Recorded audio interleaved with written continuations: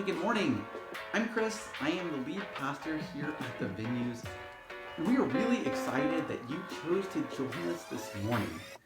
Service is going to be starting in just a little over 3 minutes, and we wanted to give you a heads up of what you should expect today. If you brought your kids with you and you checked them in down at family venues, or if you haven't yet and you're looking to do that, you can just check them in. Amy has great programming for birth through 12th grade with lessons and activities. They're going to have a really good time. When you check them in, you should have gotten a 4-digit code. Make sure you just hold on to that today during service. And if at any point during the service we need to get a hold of you, we'll just flash that code on the display here in the auditorium. Now, if you brought your kid into the auditorium, that's great too. We love kids. And if at any point during the service they need to wiggle around a little bit or you just need a break, you can take them into the wiggle room. It's right off the lobby. There's toys in there, there's games in there, there's comfy couches in there, and we live stream the service in there. So feel free to take advantage of that if you'd like. With that said, we know that church can sometimes be intimidating, especially if you've been burned by church in the past or it's been a while since you've been in a church. We get it. So here's kind of what to expect. We're going to do a few songs, there'll be a couple of announcements, and then we'll do a teaching, and everything will be done by 11 o'clock. We promise. If there's time after the teaching, we do a Q&A, and if you have a question during service, feel free to text that in on this number. But keep that number, because we also do something right after the third song every week called Tell Me Something Good. We get there's a lot of bad news in the world, and we just like to celebrate with people. It doesn't have to be major, it definitely doesn't have to be spiritual, and you don't even have to put your name on it. We'd love to celebrate anonymously if that's okay, but here's the thing, we would love to celebrate with you. One thing we like to celebrate is that every week we do something here at the venues called Bar Church. It's on Thursday night at Mother's Brewing in downtown Springfield. It starts at 6:30. You can bring your kids, you can bring your dog, you can bring yourself, and just hang out and catch up on the week. If you'd like more details about other things that happen at the venues, just go to thevenues.org or follow us on social media. We would love to keep you informed on what else is going on. With that said, we've got about another minute before service starts, so if you want to go grab one more cup of coffee, that's awesome. Feel free to bring it into the auditorium. And don't worry, if you spill on the carpet, it won't be the first and probably won't be the last. We'll see you for service that we've got planned with you here in just about a minute.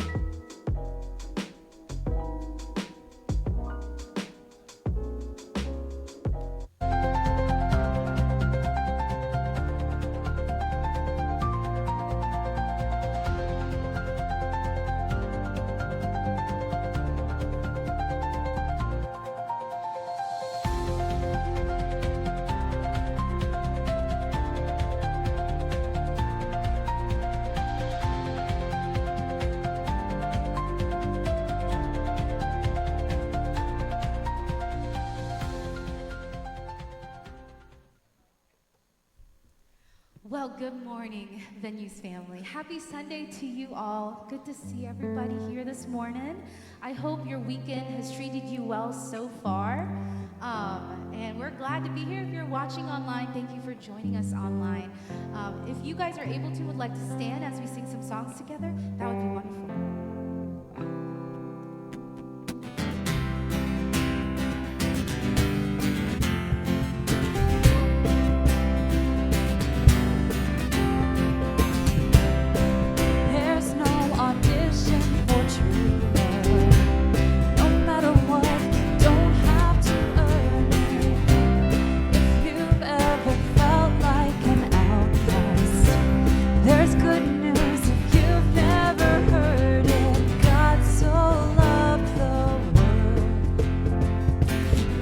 So loved the world, he never left you out of it. Whosoever needs a shelter, needs a savior, coming closer. All who wander, every outsider, you are savior. Whosoever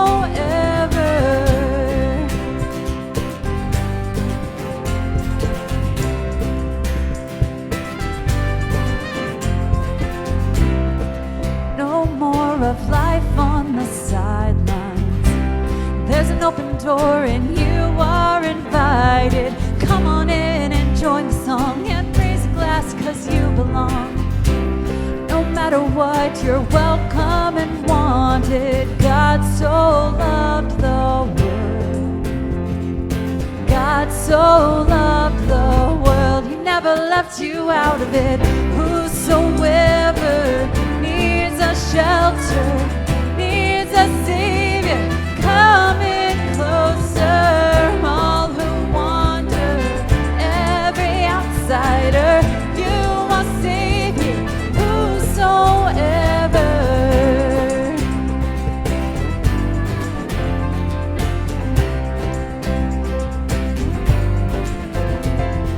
Love looks like this, like a long walk home, like a father who runs out to find you. Love looks like this, like a neighbor you love, with his heart stretching out to remind you. Whosoever needs a shelter, needs a Savior, come in closer. All who wander, every outsider, you are Savior. Whosoever, whosoever needs a shelter, needs a Savior, come in closer. All who wander, every outsider, you are Savior. Whosoever.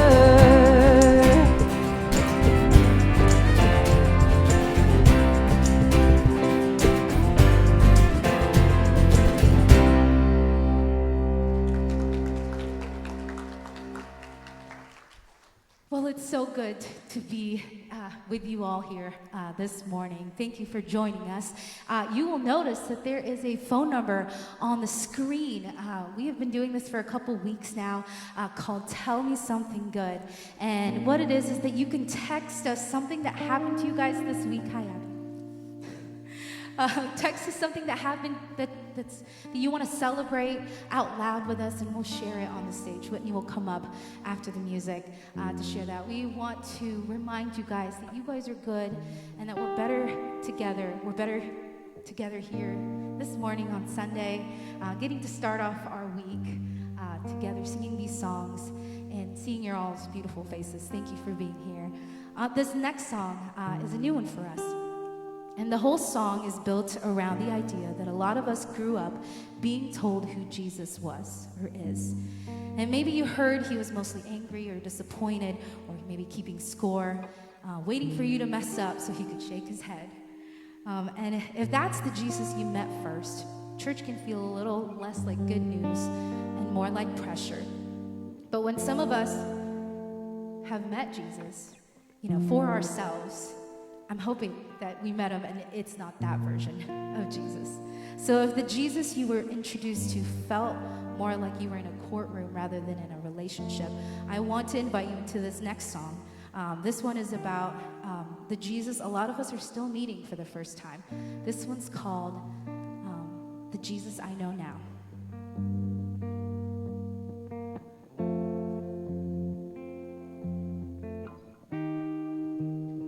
Yeah, I told he was angry. He did the music up too loud. I was told he would save me if I showed up at church and shut my mouth. If I smoked, if I drank, if I cussed, I think I was on a long train back to hell. I thought it knew till I met him for myself. But the Jesus I know now ain't shaking a fist, ain't raising a brow. Yeah, the Jesus I know now ain't running away from a party crowd. I found a friend who hangs with the misfits, listens, forgives, and forgives again. Can't believe I was missing out on the Jesus I know now. When I take a joke a little too far, yeah, I'm learning he knows me. Every hair on my head, every story behind my scars. It says Who I am, and it ain't what I do. His grace takes some getting used to.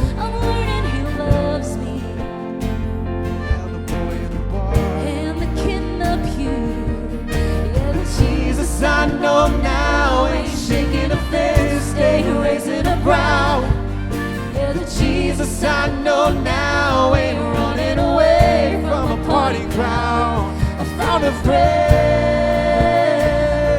who hangs with the misfits, listens, forgives, then forgets again. Can't believe I was missing out on the Jesus I know now. On the Jesus I know now.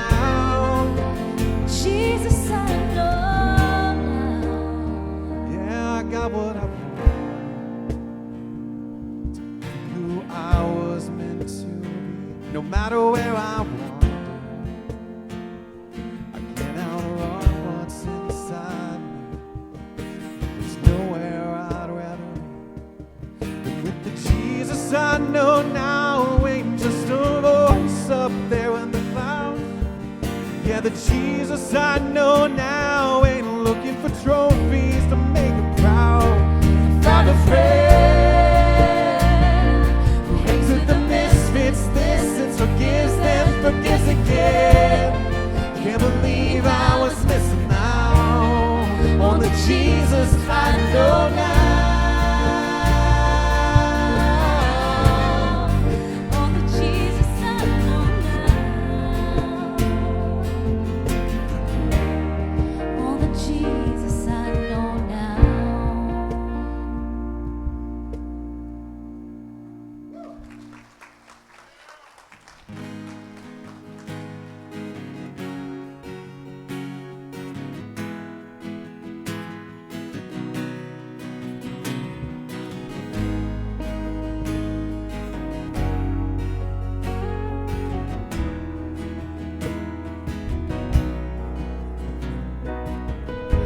Before I spoke a word, you were singing over me.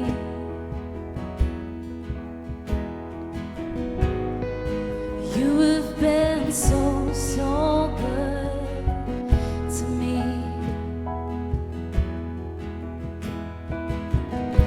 Before I took a breath, you breathed your life in me.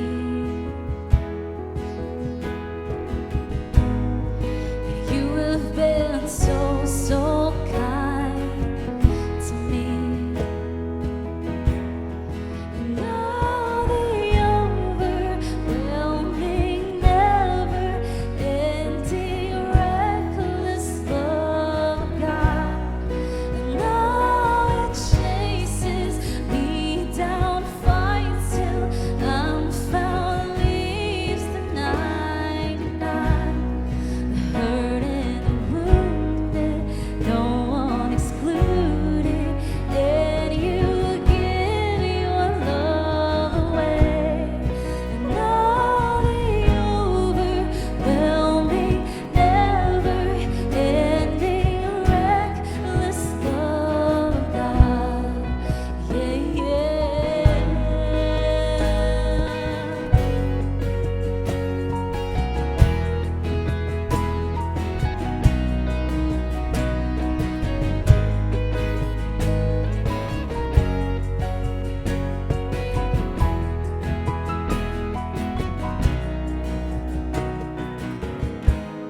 When I was so low, still your love fought for me.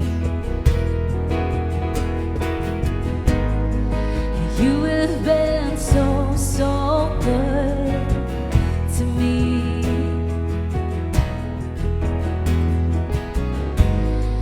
When I felt no worth, you gave your love to me. And you have been so, so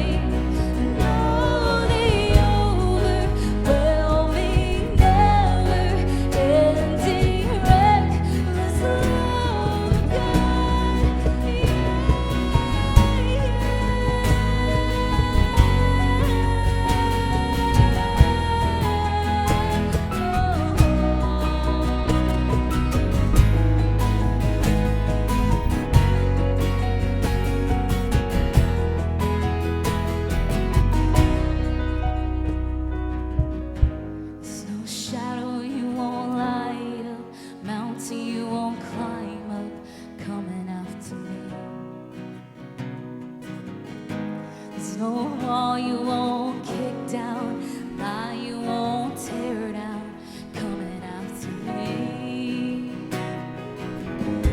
There's no shadow you won't light up, mountain you won't climb up, coming after me. There's no wall you won't kick down, lie you won't tear down, coming after me. There's no shadow you won't light up, mountain you won't climb up, coming after me. There's no wall you won't kick down, lie you won't tear down, coming after me.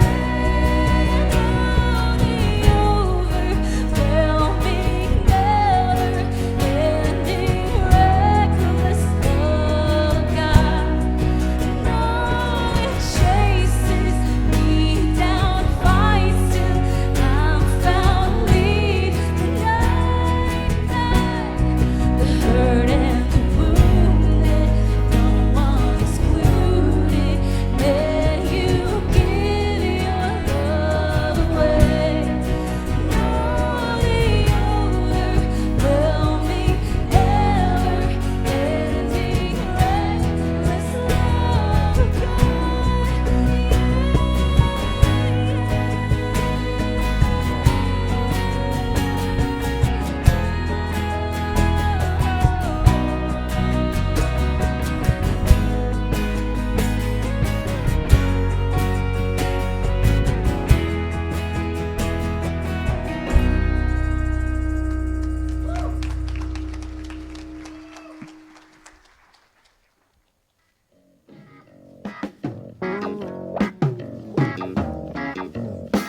Tell me something good.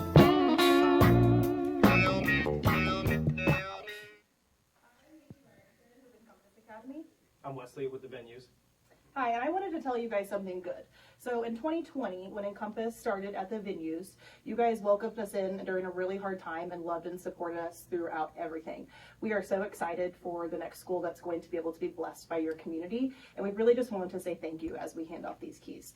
So thank you for everything each community member has done, the staff. I don't know what I would have done without Wesley. Really don't. It would have been tough. So we are glad for the partnerships and continued friendships that we will have with all of you. Here you go. Thank you.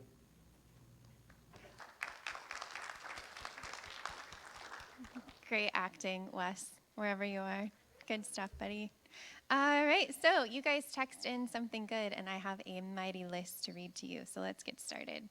We all moved into our new house. Yeah, you clap. Yeah, you clap. That's right. You clap. Great. This one says, I spent 2 days in Kansas City after my Michigan trip, caught up with 2 college friends, my childhood best friend, and cuddled my dog, Jackson. This one said, I moved into an apartment with my girlfriend this week. This one says, my mom visited and spent the night with me this week. Yay, moms! I have been sick most of the week and not able to do a whole lot. My village has shown up and helped me. Oh, I love that. I am grateful that the community singing project we launched was a wonderful success. My family is moving this weekend. Everyone's moving. Don't go far. Okay, this weekend was both my birthday and the weekend I finished my educational specialist degree. Fancy. At a conference this weekend, I connected with 12 new parents of medically fragile children on the Angel's Wings. We now serve the community. I love that. Okay, don't cry. We're good. Okay. This one says, the kingdom of God is within us. Beautiful. Wait, I thought I had one more. Please hold. Okay, this one's really good. I mean, they're all really good. I can't say the one's better than the other, but I wanted to save this one for last. I'm 6 years cancer-free. Yeah, it's great. Thank you. I remembered. Yeah, me too. I wasn't sure if our video was coming. Then I remembered we already saw Nacy. So good morning. Oh, Dan, I stepped on your thing. Sorry. All right. Well, you'll have to bear with me a little bit today. When I went to the doctor for my eyes, they told me my prescription didn't need to be adjusted. But since this is my year of turning the fabulous 40, I might need to get some readers instead. And I said, no. So here we are. Well, good morning. No. Today's theme is release, and I've been thinking about what that word means to me because I am not particularly good at releasing things. I tend to be a person who sees a problem and says, okay, how can we fix this? What happens next? What do we need to do? Who do we need to help? Let's figure it out right now. And I think a lot of us are taught to live that way. Keep moving, keep achieving, keep doing bigger things, better things, whatever that means. Who are you comparing yourself against to? What's bigger and better? Just do what you need to. We put an incredible amount of pressure on ourselves to have a plan, to be productive, and to be successful, to know where we're going, and preferably, we want to get there quickly and it not cost a lot of money. But the older I get, the more I question whether constantly pushing ourselves toward the next big thing is actually the point. One of the things I believe pretty strongly in is that people deserve to be treated with human dignity simply because they are a human. Yes, not because they've earned it, not because they're productive, not because they're successful, not because they're easy to understand, not because they may be easy to look at, not because they've gotten everything right, but because they're people. And I think a lot of times we forget that I am a person. I'm looking at all of you to treat you with human dignity and kindness and love and take care of you, but how often do we actually give ourselves that grace? Sometimes I think we're much more willing to offer compassion to somebody else than we are to offer it to ourselves. We'll tell someone we love, you don't have to have everything figured out. We'll tell them you can rest, you're allowed to make mistakes, you're not behind. And then we turn around into the mirror and we hold ourselves to an entirely different standard. And that's why I love the song this morning is Vienna by Billy Joel. It's a song about that pressure to hurry through life, to become something, to get readers, to accomplish something, or to get somewhere. And the response is to essentially slow down. You don't have to have your entire life figured out. You're allowed to actually experience the life you're living while you're living it. You don't have to look back and say, that was fun, because in the moment, maybe you didn't realize you were having fun because you're too worried about making sure everyone else is having fun. Maybe it's releasing an expectation you've been carrying, maybe releasing guilt, maybe it's releasing the idea that you should be further along by now, or maybe just for these few minutes, it's the releasing the need to do anything at all. And while the band plays, members of our community will also be collecting any monetary donations that you would have. And I think of that a lot less as an obligation and more as another way that we practice taking care of each other. All of our resources that you provide to us stay here in 417. And so we really, really appreciate and utilize and count every single penny as a gift. So today, your presence matters. And here we are, Vienna.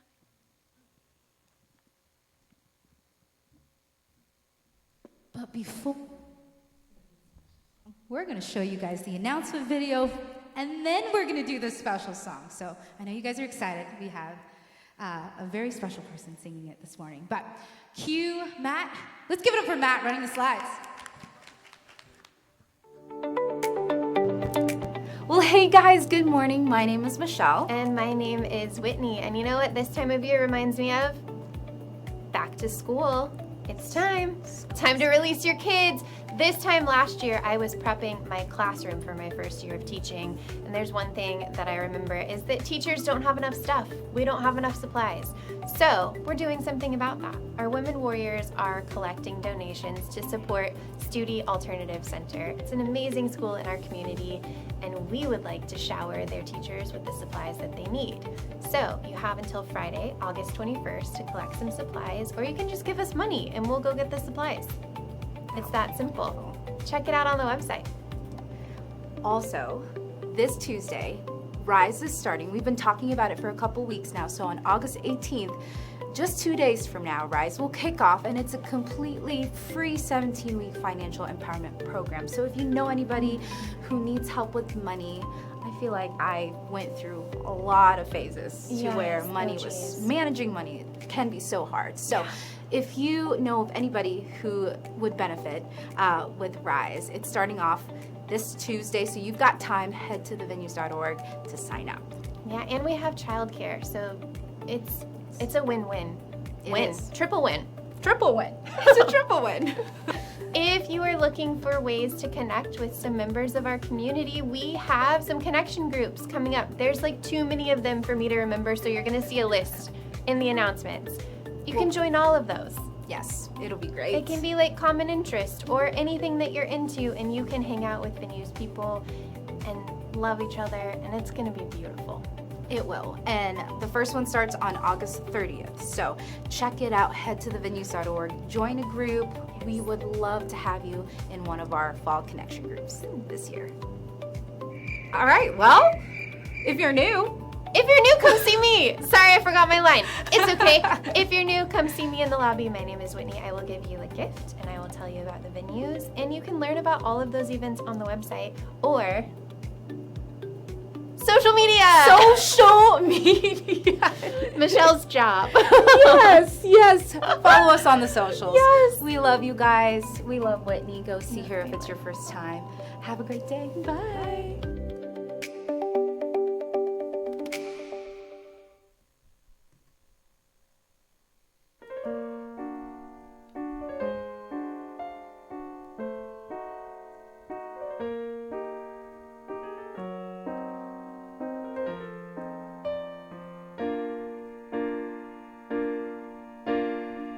Slow down, you crazy child. You're so ambitious for a juvenile. You're so smart. Tell me, why are you still so afraid? Where's the fire? What's the hurry about? You better cool it off before you burn it out. You've got so much to do and only so many hours in a day. You know that when the truth is told that you can get what you want, or you can just get old. You're gonna kick off before you even get halfway through. When will you realize Vienna waits for you? Slow down, you're doing fine. You can be everything you wanna be before your time, although it's so romantic on the borderline tonight. Too bad, but it's the life you lead. You're so ahead of yourself that you forgot what you need. Though you can see when you're wrong, you know you can't always see when you're right. You're right. You've got your passions, you've got your pride. Don't you know that only fools are satisfied? Dream on, but don't imagine they'll all come true. When will you realize Vienna waits for you?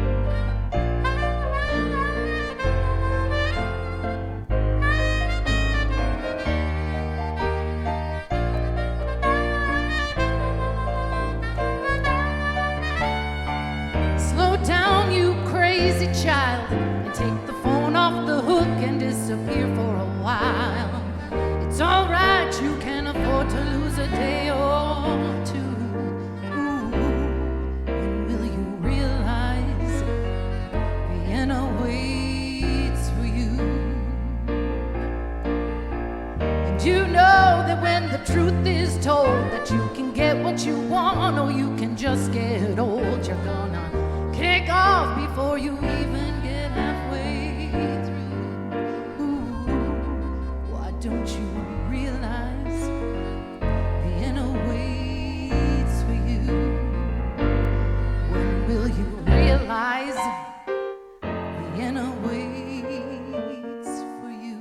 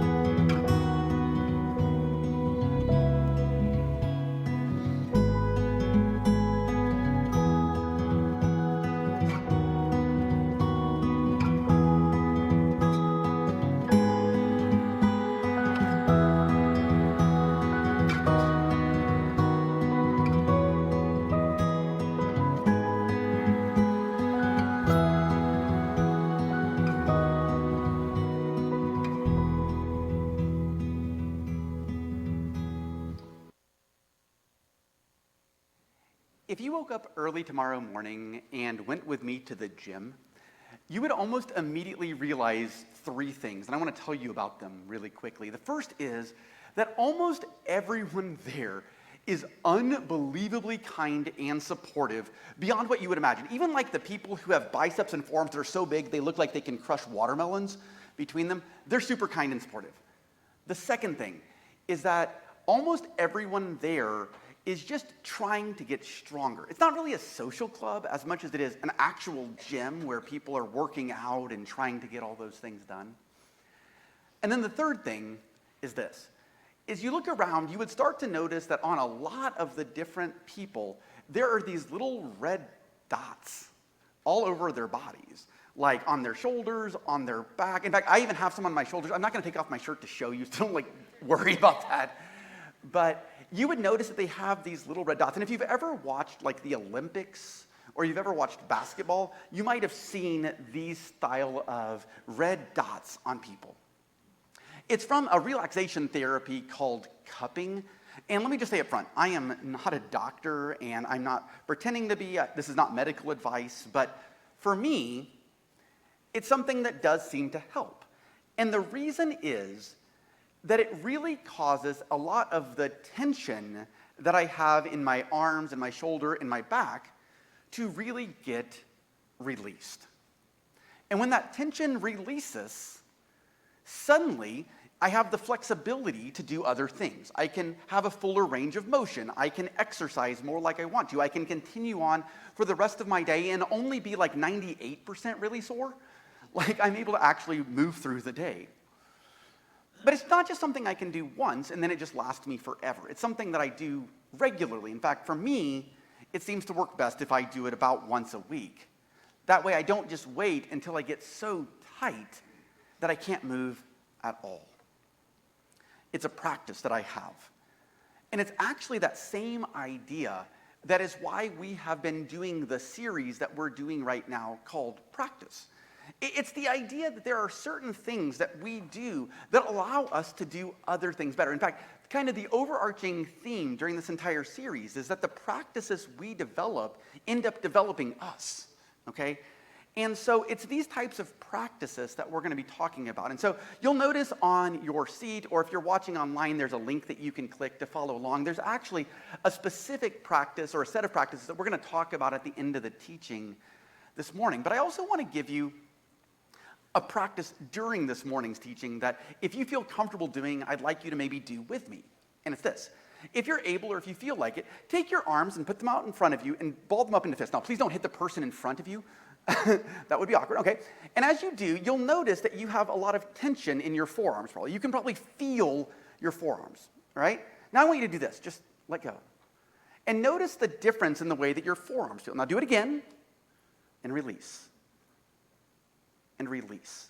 And you'll notice several times, you can put your arms down now, you'll notice during the teaching several times this morning that I'll probably just do that. I've realized as I was practicing this morning's teaching that there were several times when I just say, like, just release. And I want you to kind of have that in your mind and literally in your body, because we learn a lot, not just through our ears, but also through our bodies. And so I want us to kind of have that process going, because through that, I hope that we can learn kind of one overarching main idea this morning. This is the thing that I want us to be focusing on. This is the thing that today, if you're sitting at lunch and doing this, I hope you remember. And it's this: that the practice of release frees us to fully care for those around us. Okay? So I'm going to say that again, because we're going to spend probably the next 28 minutes or thereabouts talking about this and kind of diving into this idea that the practice of release frees us to fully care for those around us. Before I talk specifically about the way this plays out, though, I do want to give a little bit of a disclaimer. Okay, and I normally, everything I ever learned is like a speech and debate coach would say, you never start with a disclaimer. That's the worst thing to do. But I'm going to do it anyway, because we're going to talk about something today that I think needs to be talked about before we can get into the teaching. Because the text that we're going to be talking about today has historically been used in really problematic ways. And so I want to give us some handholds or some thoughts about this. Oftentimes, especially in spiritual situations, especially in the fact that in Springfield, evangelical Christianity is kind of the ground on which we walk, when we think about the word release, it often becomes synonymous with emptying, which then becomes the same word as submission. And this concept, while in a lot of other religions, the notion of release is a really positive thing, in Christianity, churches have done a terrible job of this, because they've looked at verses like the verse that we're going to look at today and used it as an excuse to tell people, for example, stay in violent relationships, just submit. Or they've told slaves, stay with your masters. Terrible. People are often told to practice spiritual release in a way that puts them at not safe spaces.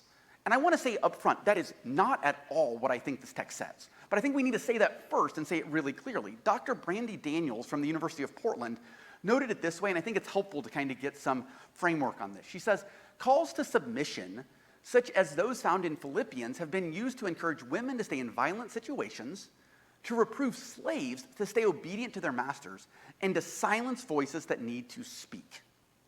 We believe here in affirmation and inclusion. We believe that we need to hear those voices, not silence them. So I want to say very clearly before we go anywhere else that if you don't hear anything else I say this morning, that is not correct. We should not be silencing voices. Slavery is always wrong, and you do not have to stay in a violent situation, full stop.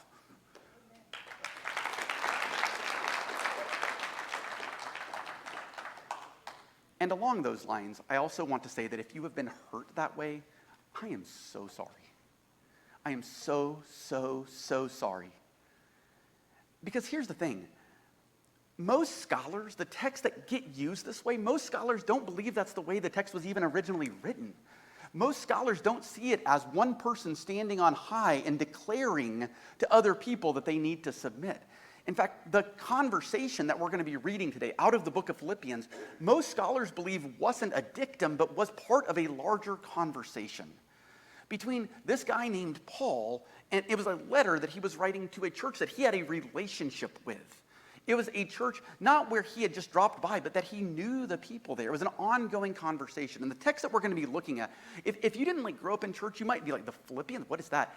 It's a letter in the New Testament. So the New Testament are basically the stories of Jesus and follow just thereafter. And about half of the New Testament is basically letters that we have stolen.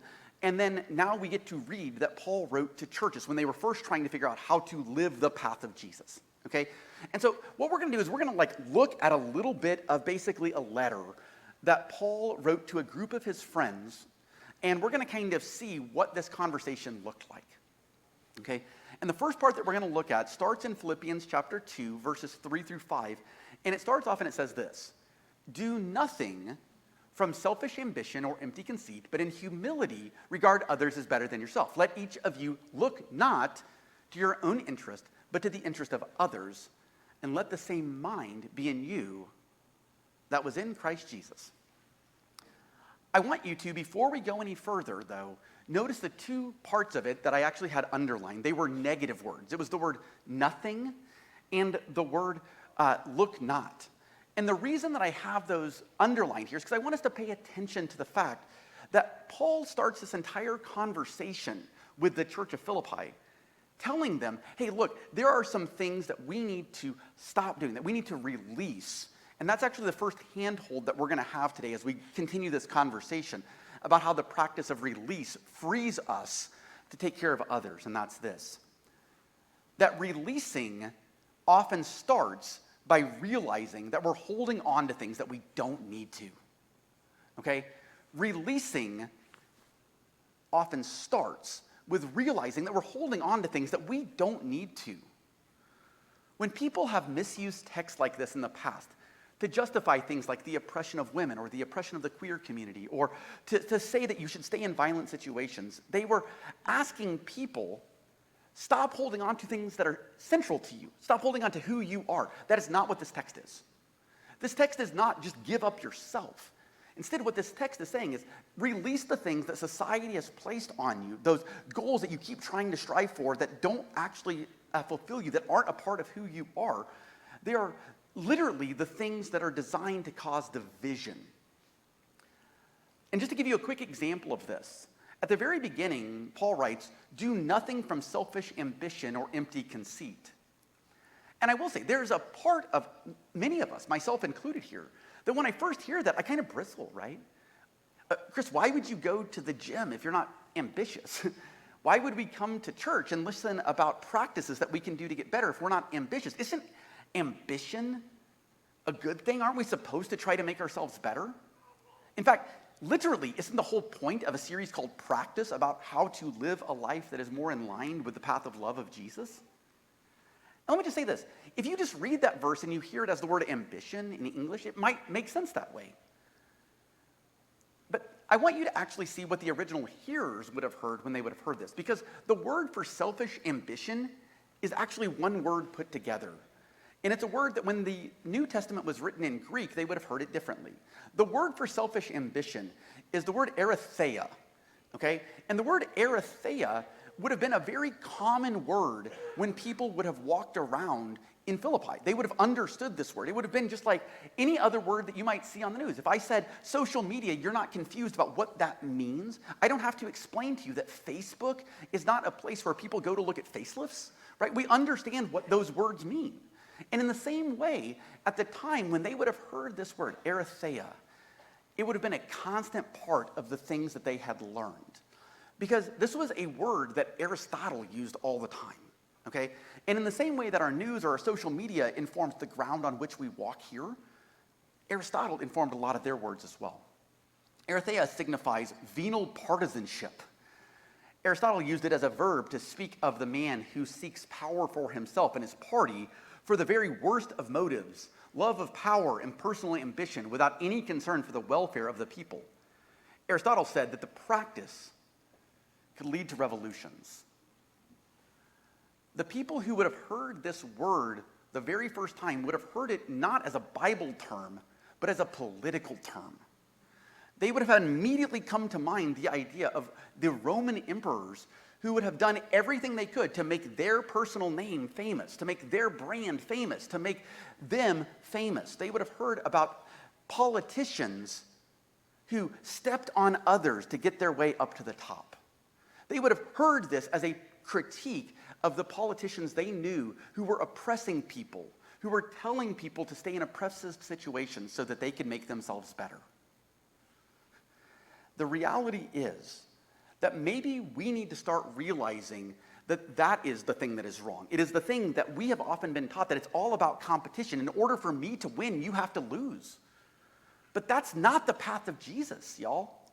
The path of Jesus is not that everything has to be a competition. Other people having rights or other people having health care doesn't mean that you can't get your needs met. Let me say it this way. I think there's a sticker that says this better than I ever could. Equal rights for others does not mean fewer rights for you. It's not pie. But we've been taught that it is. We have been taught that in order for me to succeed, you have to lose, and it's time to release that. That is selfish ambition. So here's where I want us to start.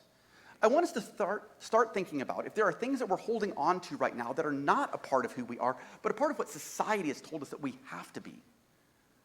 For example, maybe we have been told that if we think a specific way or if we vote a specific way, that is not the path of Jesus.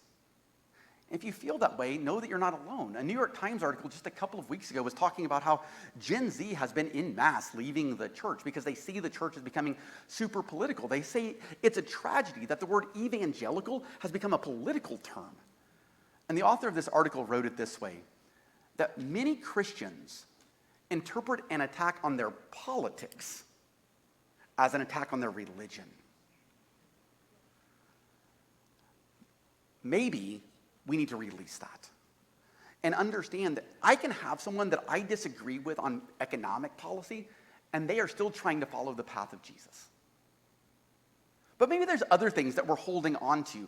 Maybe it's the empty conceit thing, which that word, by the way, just meant trying to get credit for things that you didn't do, right? Like stolen valor, almost.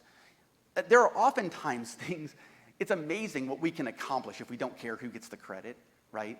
If we just do the things and don't worry about us taking credit for it, it's amazing the ways that we can make a difference in society.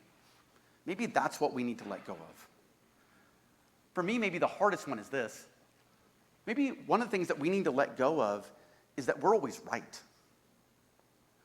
I'll be honest with you, I think I'm right a lot of the times. If I didn't, I wouldn't think that way anymore, right? But here's the thing. I like my ideas, right? I like the things that I think about. But I wonder how often we hold on to our ideas so tightly, and these just random ideas so tightly that they create so much tension in us. Lifting weights with tense arms is really hard, y'all. Maybe there needs to be that release. When I used to coach debate, this was one of those areas that was built into the system.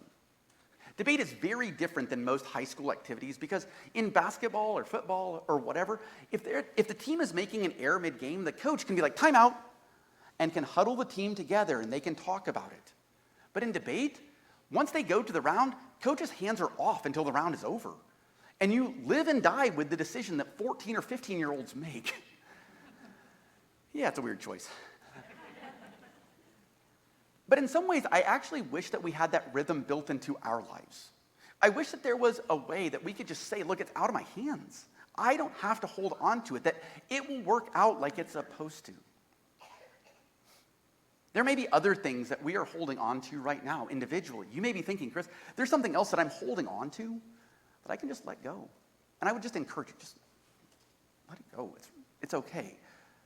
Because here's the thing. After Paul tells the church not to carry, this text that we're reading actually goes from Paul talking to it being a conversation. This next text that we're going to be looking at is honestly probably one of the most studied texts in the entire Bible. But most scholars don't think it was something that Paul originally even wrote. Most scholars actually think it was a song that the church sang, and then he copied it, and he talked about it, and it was a dialogue that he was having. You see, the people at the time, before they had been having a Bible in front of them, they would sing to each other. And they would sing songs about what it looked like to follow the path of Jesus. And so this morning, I want to transition to us listening. I'm not going to sing, by the way, either. But no, I don't want to scare you. I was once told by an ex-girlfriend that if singing was my spiritual gift, that I was probably satanic. Yeah, she was right. But I want you to hear this song because the words to it are so good. And then we're going to break it down a little bit. This is the song that the people would sing to each other in this kind of organic music. They would sing, Christ Jesus, who though he existed in the form of God, did not regard equality with God as something to be grasped, but emptied himself, taking the form of a slave, assuming human likeness, and being found in appearance as a human, he humbled himself and became obedient to the point of death, even death on a cross. And before we break this down, again, just like I did at the beginning, I want to be very serious for a second because I want us to sit with this word, slave. because that word had a very interesting place in that society. And I think that oftentimes we just want to rush past it because it makes us uncomfortable. And by the way, it should. The history of what has happened here in the United States where people stole people should make us very uncomfortable. But what this text has sadly been used for often is to tell slaves that they were supposed to stay with their masters. So I want to sit with it for just a second and move on, because just mentioning it doesn't do it justice. But I do want to draw a distinction between it. Here's the thing. When someone else looks at you and decides what you have to give up, when they say you have to give up your stuff, you have to submit to this thing, you have to give up your identity, you have to give up this thing, that is not release, that is theft. When you choose to do it, that is release. And that's the distinction here that I think that the people of 2,000 years ago understood, that it's your choice. And if you start with this verse from that perspective of a release is your choice, you start to see that when it says that Jesus did not see equality with God as something to be grasped, but saw it as something to be released. Which gives us our final handhold today, the thing that I want to spend the rest of this morning talking about, and that's this. That the practice of release allows us to fully embrace caring for each other. Okay? That the practice of release allows us to fully embrace caring for each other. One of the problems with the way that we grasp on everything, I have to make more money, I have to have a bigger house, I have to have a newer car, I have to have a better title, I have to have this, I have to have this, I have to have this, I have to have this, is that when we're constantly grasping at these things, it puts us in a perfect position to fight. In the 1980s, there used to be this slogan that said, "You can't hug your kids with nuclear arms." And I think that that had this exact same notion. It was a play on the word arms, but I think that it's a pretty accurate statement about the way that we engage with so many people right now. We see everything as a war on X, a war on Christmas, a war on this, a war on woke, a war on fill in the blank. And the problem is, if everything is a war, you'll think you always have to fight. But you don't. You don't have to fight everything. That's not the path of Jesus. This song that the church in Philippi likely sang says that Jesus didn't see equality with God as something to be grasped. And I'll be honest with you, I have no idea what that means. Isn't Jesus God? I don't know why this, I don't get this. And I'll be honest with you, releasing that is one of the healthiest things I ever did. When I said I don't have to understand everything, that I can say I don't understand it, it released me to be able to care for myself and others. The way the song is sung, it doesn't resolve the question. But maybe that's actually the point. There's something awesome that happens when we sing that is beyond what I understand, right? When Michelle hits metal with her fingers and it turns into music, or when Travis sits on a box up here and it becomes a drum, oh my goodness, I don't understand that. I don't understand how Kurt can blow into a metal tube and it's as beautiful as it is. Incredible. And I don't understand any of that. But there's something beautiful about embracing the things that we don't understand. I see the same thing, by the way, happen here when we serve each other at the venues, when we do recess, right? Recess is a once-a-month program during the school year where kids who have disabilities are dropped off with their siblings so that their adults, their parents, can go out and have a night just by themselves. We, by the way, do not have any kind of a test that we ask the parents. We don't say, do you affirm all of our beliefs? Do you think whatever other doctrine that we think? None of that. Because we realize that just loving people doesn't require that we have to be right about everything. We can just release the need to be right. And I think part of it is because it allows us to see everyone as who they actually are instead of as the enemy that they're often painted to be. I wonder what would happen to us if we released the need to be right, and how that might allow us to see other people as who they truly are instead of the enemy that they're painted as. Let's release that. I like how Richard Rohr says this, by the way. Richard Rohr is a priest that we often quote here at the venues. He's an incredibly intelligent man, and he wrote this about this song. He said, in the hymn from Philippians, Jesus represents God's total solidarity with and even love of the human situation, as if to say, nothing human is abhorrent to me. I don't know how many of you have been taught that humans are intrinsically bad, but this verse says that when God, when love, when the divine looks at you, God doesn't see bad, God sees love. Nothing about you is abhorrent. Nothing about you is problematic. Nothing is that way. It's the example of how we practice. I wonder what it would look like if we saw each other that way. What would it look like if we started looking at each other and saying, nothing about you is abhorrent to me? I can just embrace you for who you are. Yeah, there are things that I want to fix about me. There are probably things you want to fix about me, and that's fine. But I wonder what it would look like if we just started from that piece. Another way to say this is oftentimes one person's trash is another person's treasure. Several years ago, Morgan and I bought this wine rack. We enjoy going to vineyards occasionally and finding wine. We thought, okay, yeah, this will be a great wine rack. We can take our wine and it has 50 slots, and that'll be more than plenty for anything that we ever need. We had a spot in our home for it, and we thought, you know what we could do is that this would make sure it stays nice and fresh, and then whenever we want to use it, it's very convenient. I want you to fast forward to earlier this year, and we realized that we had never had more than 6 bottles on it. We had way overbought what we needed. And it was just a piece of furniture that was taking up space in our home. So I decided to try to sell it. So I put it on Marketplace, and I listed it for about half of what we paid for it. Crickets.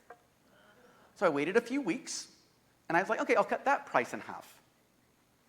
Crickets.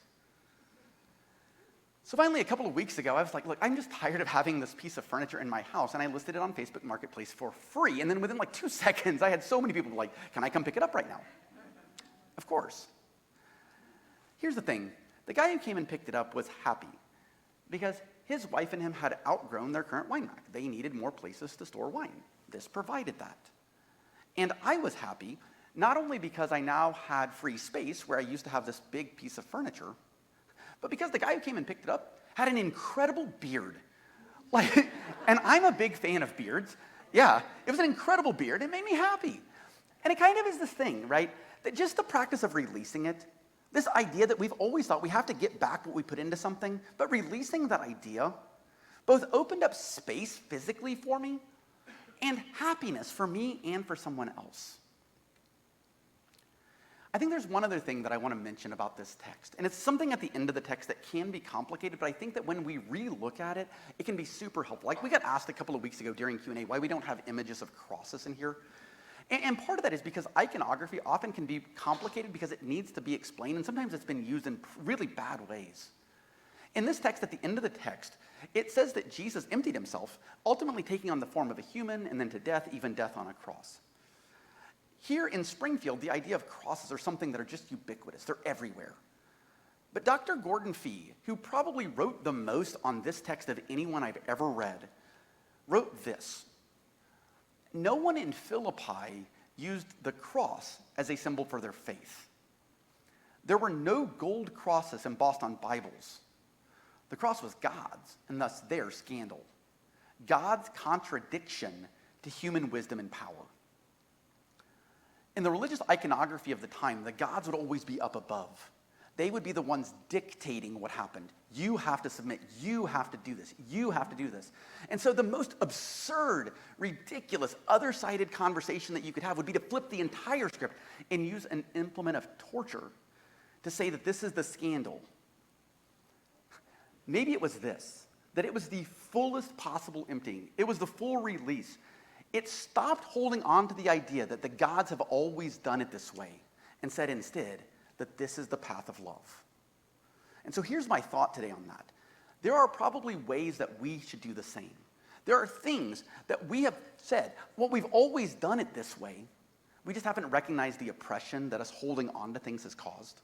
And we need to release those to move to a path of love. So here's what I want to do to kind of finish up today. On the seat in front of you or next to you, or in the link if you're watching us on Facebook or YouTube right now, there are 4 practices that I actually think would help us practice release this week, okay? And you can do the hand thing if you want. That's great too. But here's the 4 things that I want us to think about. And please don't fill it out right now. Take it home with you, because I want to release the idea that you have to accomplish something in order to be good. It's okay if you just take it home. And if you don't fill it out, I can release that too. But here's the thing. Here are 4 possible practices. Number 1 is that you could just name an idea or a physical item that you've been holding on to because society tells you have to. Write it down and release it. That's it. Just practice that. Or maybe there's a barrier that's kept you from volunteering at things like recess or kids venue, or when we feed our unsheltered friends on Thursday night or Friday morning, and you want to just release that barrier and say, you know what, I'm going to try it. I'm going to give it a shot.